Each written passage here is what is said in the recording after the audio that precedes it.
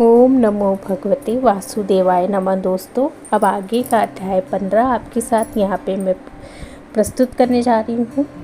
श्री नारायण बोले, नारद जी, सुदेव शर्मा ब्राह्मण हाथ जोड़ के गदगद स्वर से भक्त वत्सल श्री कृष्ण की स्तुति करता हुआ बोला, हे देव, हे देवेश, हे त्रिलोक्य को अभय देने वाले, हे प्रभु आपको नमस्कार है। हे सर्वेश्वर आपको नमस्कार है। मैं आपकी शरण में आया हूँ। हे परमेश्वर, हे शरणागत वत्सल, मेरी रक्षा करो। हे जगत के समस्त प्राणियों से नमस्कार किए जाने वाले, हे शरण में आए हुए लोगों के भय का नाश करने वाले, आपको नमस्कार है। आप जय के स्वरूप हो, जय के देने वाले हो। आप जय के मालिक हो, जय के कारण हो, विश्व के आधार हो, विश्व के एक रक्षक हो, दिव्य हो, विश्वों हो के स्थान हो, फलों के बीज हो, फलों के आधार हो, विश्व में स्थित हो, विश्व के कारण हो, फलों के मूल हो, फलों के देने वाले हो, तेज स्वरूप हो, तेज के दाता हो, आप तेजस्वियों में श्रेष्ठ हो। हे कृष्ण हो, विष्णु हो, हे वासुदेव अथवा हो दीन वत्सल हो, ऐसे आपको मैं नमस्कार करता हूँ। हे जगत प्रभु, आपकी स्तुति करने में ब्रह्मादि देवता भी समर्थ नहीं है। हे जनार्दन, मैं तो अल्प बुद्धि वाला मंद मनुष्य हूँ, किस तरह स्तुति करने में समर्थ हो सकता हूँ। अत्यंत दुखी दीन अपनी भक्ति की आप कैसे उपेक्षा करते हो। हे प्रभु, क्या आज संसार में वह आपकी लोक बंधुता नष्ट हो गई है। वाल्मीकि ऋषि बोले, सुदेव शर्मा ब्राह्मण इस प्रकार विष्णु भगवान की स्तुति कर हरि के सामने खड़ा हो गया। हरि भगवान उसके वचन सुन के मेष के समान गंभीर वचन से बोले। श्री हरि बोले, हे वत्स, तुमने जो तप किया वो बहुत अच्छी तरह से किया। हे महाप्राज्ञ, हे तपोधन, क्या चाहते हो सो मुझसे कहो। तुम्हारे तप से प्रसन्न मैं उस वर को तुम्हारे लिए दूंगा, क्योंकि आज के पहले ऐसा भारी कर्म किसी ने भी नहीं किया है। सुदेव शर्मा बोले, हे नाथ दीन बंधो, हे दयानिधे, यदि आप प्रसन्न हैं तो विष्णु, हे पुराण पुरुषोत्तम, कृपा कर आप मेरे लिए सत्य पुत्र दीजिए। हे हरे, पुत्र की बिना सूना या गृहस्थाश्रम में धर्म मुझको प्रिय नहीं लगता। इस प्रकार हरि भगवान सुदेव शर्मा ब्राह्मण के वचन सुनकर बोले। श्री हरि भगवान बोले, हे द्विज, पुत्र को छोड़ के बाकी जो ना देने योग हो उनको भी तुम्हारे लिए दूंगा, क्योंकि ब्रह्मा ने तुम्हारे लिए पुत्र का सुख लिखा ही नहीं। मैंने तुम्हारे भाल देश में होने वाले समस्त अक्षरों को देखा, उसमें 7 जन्मों तक तुमको पुत्र का सुख नहीं है। इस प्रकार ब्रज प्रहार के समान निष्ठुर हरि भगवान के वचन को सुन के जड़ के कट जाने से वृक्ष के समान वसुदेव शर्मा ब्राह्मण पृथ्वी तल पर गिर पड़ा।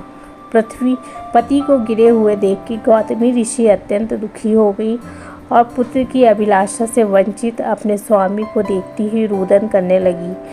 कुछ समय बाद धैर्य का आश्रय लेके गौतमी स्त्री गिरे हुए पति से बोली।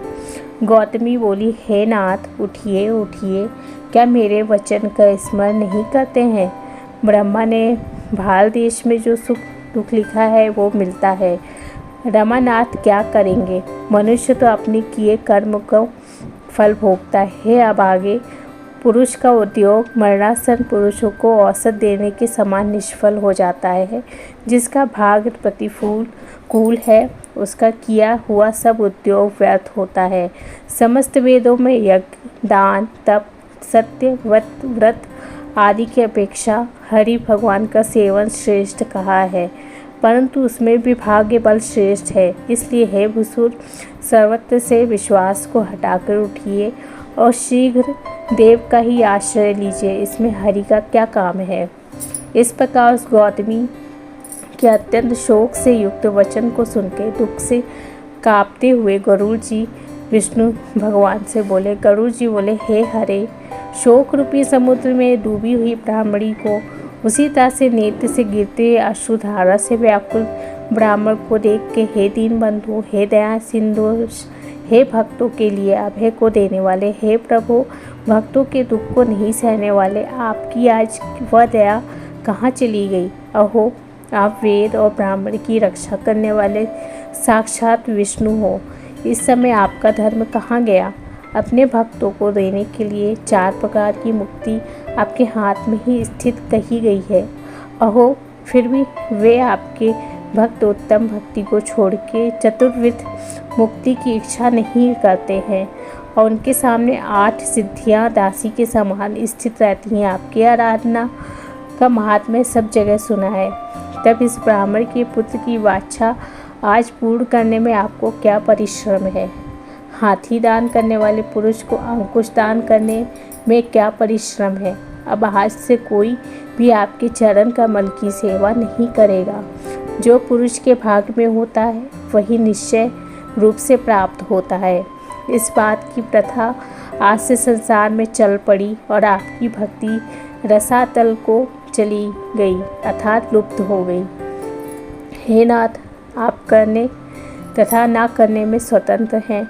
ये आपका सामर्थ्य सर्वत्र विख्यात है। आज यह सामर्थ्य इस ब्राह्मण को पुत्र प्रदान ना करने से नष्ट होता है। इसीलिए आप इस ब्राह्मण के लिए अवश्य एक पुत्र प्रदान कीजिए। सुदामा ब्राह्मण ने आपकी आराधना कर उत्तम वैभव को प्राप्त किया। आपकी कृपा से संदीपनी गुरु से ने मृत पुत्र को प्राप्त किया। इन कारणों से पुत्र की लालसा करने वाले ये दोनों स्त्री पुरुष आपकी शरण में आए हैं। श्री नारायण बोले। इस प्रकार विष्णु भगवान अमृत के समान गरुड़ के वचन सुन के गरुड़ जी से बोले, हे पक्षीवर, हे वेदनेय, इस ब्राह्मण को अभिलाषित एक पुत्र शीघ्र दीजिए। इस प्रकार अपने अनुकूल हरि भगवान के वचन को सुन के गरुड़ जी ने अत्यंत प्रसन्नचित होकर उस पृथ्वी के देवता दुखित ब्राह्मण के लिए अनुरूप सुंदर पुत्र को जल्दी से दे दिया। दोस्तों, ये थी अध्याय 15। अब आगे के अध्याय में आपके साथ और जल्दी ही शेयर करूँगी। तब तक के लिए राधे राधे। ओम नमो भगवते वासुदेवाय नमः।